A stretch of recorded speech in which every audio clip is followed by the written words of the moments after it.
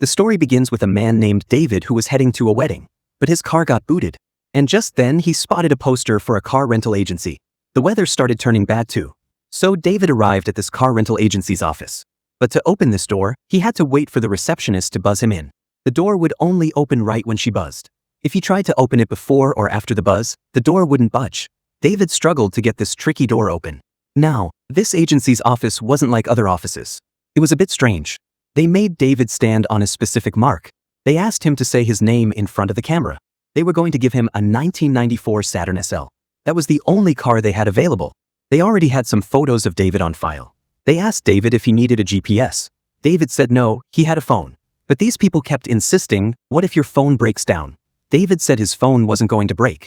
But they kept pushing, but what if it does? David had to agree to take the GPS. These people seemed happy about that. So David took the car and headed to the wedding. Now at this wedding, a woman named Sarah had also arrived in the exact same car. During the wedding, their eyes met.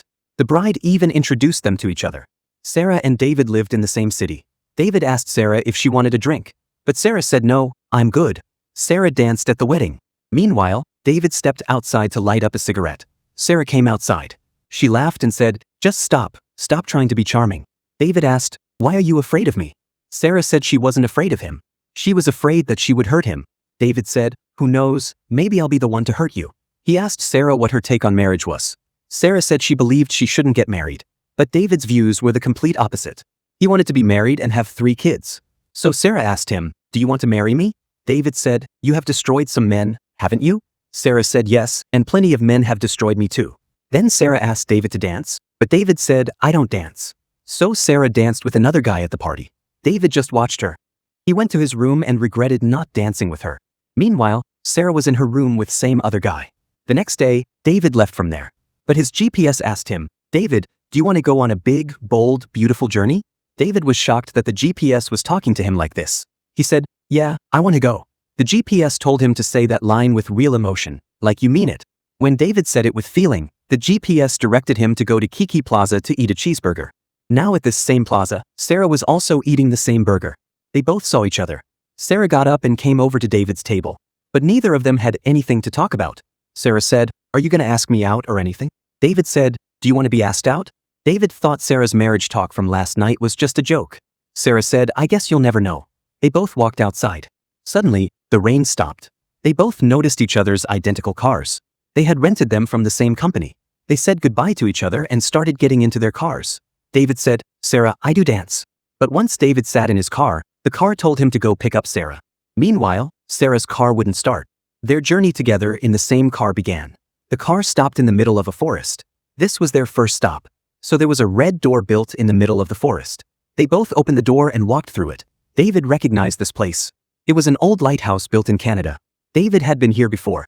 He said, it's funny how the most beautiful places make you feel the most alone. He said there are so many places where you go to the top and look down.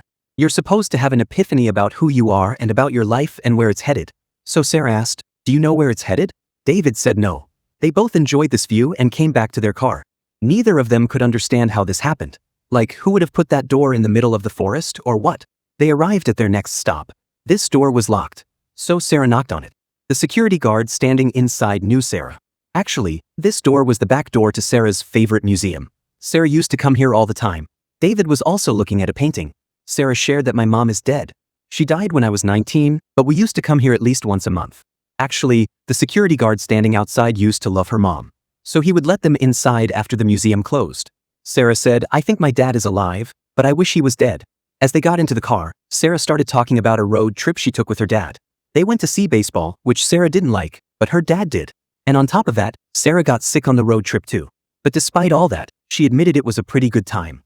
After that, David asked her, so tell me, why exactly are you single?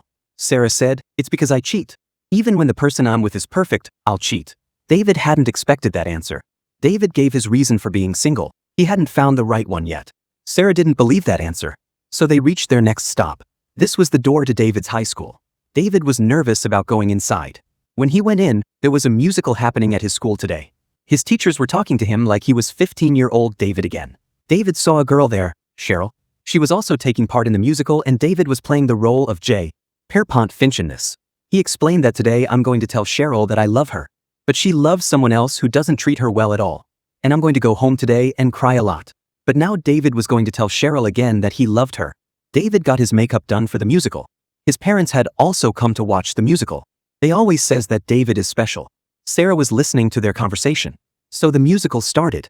David was really nervous at first, but he performed really well in the musical. Sarah loved his performance.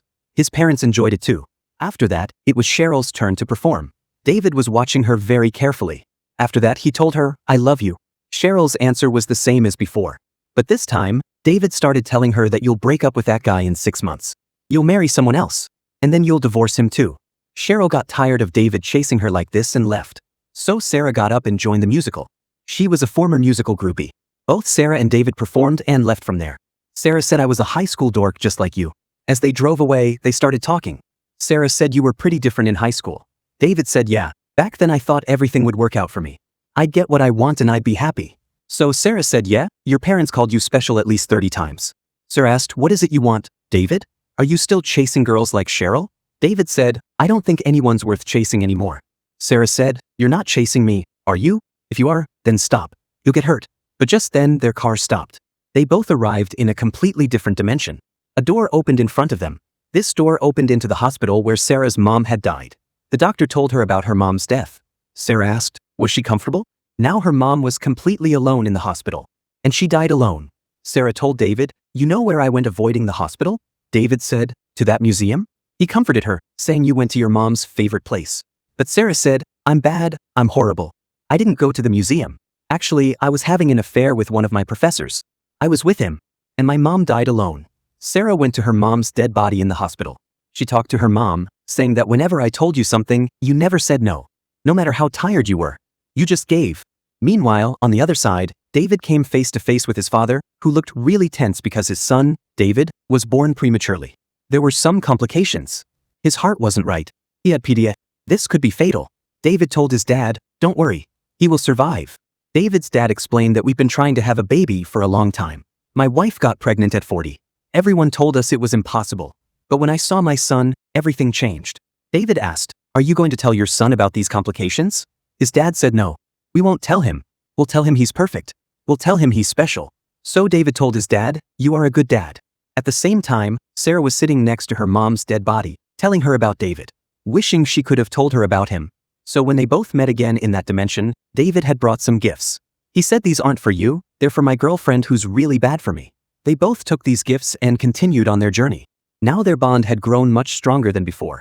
Then the car's GPS said, "You both have earned a break." They would reach a scenic overlook in a few minutes. As they drove, David started saying that people say life is short. We should have fun. But for the last 10 years, life has felt really long to me.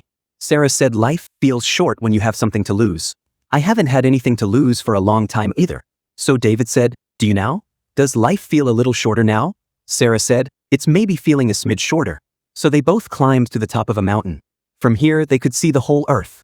This view was absolutely beautiful. David asked, "When was the last time you were at a wedding with someone?" Sarah said, "What?" They both started imagining themselves together at a wedding. How they would be comfortable with each other. Dancing together. David taking care of Sarah.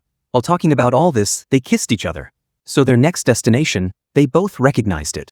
They both used to go there. But now neither of them wanted to go there. David said, "I was engaged once." So Sarah said, "I was a monster." Here, both Sarah and David's exes were sitting. David's ex-fiancée gave him back his ring. She asked, "Are you sure you want to go through with this?" This breakup wasn't being done by David's ex, but by him. His ex wanted to stay with him. Meanwhile, Sarah's ex had made a reservation for her at her favorite restaurant. But Sarah told him, "I will leave you tonight." She explained that when you're sleeping, I'm going to leave you in the middle of the night. I'll block your number. So all four of them ended up at the same table. Sarah explained the reason for her breakup. "At first, I was deeply into you. We both were fun. But when we got into a relationship, you started caring about me too much, which I didn't want." Meaning Sarah left this guy for loving her too much. So David had chased his ex a lot at first. He used to make her happy and please her every day. But when he got her, his interest faded. He started feeling like this girl would never be able to keep him happy. To which his ex said, "No one is enough for you." Right after leaving from there, a deer crashed into David and Sarah's car. Their car flipped over. Their phones got destroyed. The car caught on fire. As they walked, Sarah said, "David, let's not do this. We're both bad in different ways. Let's just end this before we hurt each other." But David believed that it wasn't necessary for them to hurt each other. He wanted to give them both a chance. He told Sarah, "I love you." Sarah said, "You don't. You just don't know me." But David said, "I know you. I know you have a lot of regret about your mom dying alone. I know you cheat so no one else can hurt you first. I know you leave when you feel like you're being loved too much." He said, "I know you and I still love you." Sarah said, "You're feeling this way today. But what about tomorrow, if you actually get me?" David said, "Okay, I've done that in the past. But not now. Now I believe that we can share a life." But Sarah didn't want to take the risk. Just then, their car exploded. They both spent their night at an inn. So in the morning, the car rental company's mechanic told them, "I fixed your car," adding that there is more to do, isn't there? He also gave them 2 umbrellas from the company. As soon as they got in the car, the rain started. The GPS told him to drop Sarah off. Sarah got out of David's car and sat in her own car. Her car's GPS asked, "Do you want to continue your big, bold journey?" Sarah said, "I'm done." The GPS tried to convince her that you can do this. But Sarah didn't agree. She just wanted to go home. David wanted the same thing too. So they saw their homes in the middle of the road. These were their childhood homes. David's mom said to him, "Our son is upstairs." She was mistaking David for his father. So young David had just gone through a breakup. Real David would have to talk to him. Meanwhile, at Sarah's house, her mom was still alive. Sarah went and met her. She hugged her. To Sarah's mom, she was still 12 years old. Meanwhile, David met his younger version. He was in terrible shape from crying so much. He said, "Dad, when Mom left us for a month, I heard you crying in your room too. I wanted to comfort you, but I couldn't." Now, real David had never had this conversation with his father. Meanwhile, Sarah told her mom, "Mom, let's pretend I'm older." Sarah told her mom, "I am bad with men." Her mom said so much. Meanwhile, David explained to young David that the world is messy, it's full of uncertainty. But they, his parents, try to protect him from it. He told young David that your mom and dad love you so much. Meanwhile, Sarah said, "I'm scared. I'm not gonna be a good adult." Her mom reassured her, "Sweetheart, you are capable of being content in this life. You just have to choose it." She explained to her, "Choose to be content and enjoy the happiness that comes from that." Meanwhile, David and young David played video games. As David left, he told him, "You should know that you are special." After that, they both happily left their homes. David went to the car agency and returned the car. But he saw that along with his photo, there was someone else's photo there. Actually, they wanted to match him with someone else. But that girl didn't show up. And at the last moment, Sarah came instead. David asked if Sarah came back. Sarah hadn't come back. So David quietly left from there. He stopped chasing Sarah and sat outside his house. So Sarah didn't go inside the car rental to return the car. Instead of running from the door, she went to David. She told David, "You are worth the risk. I know you might hurt me. I can hurt you, but that scares me deeply." Sarah wanted to give them both a chance. She said, "I think we can be content together." She said, "I think I am in love with you." The two of them kissed each other and went inside their final door, David's house door. And with that, this story ends right here. Let us know in the comments how you liked this explanation. And don't forget to like the video and subscribe to the channel.